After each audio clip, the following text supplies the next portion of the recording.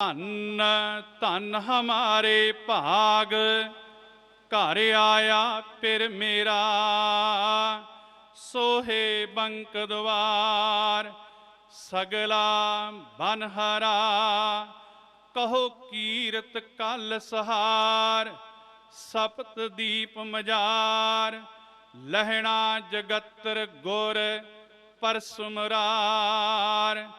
ਐਸੇ ਦੀਨ ਦਿਆਲ ਸਤਿਗੁਰੂ ਦੂਜੇ ਪਾਤਸ਼ਾਹ।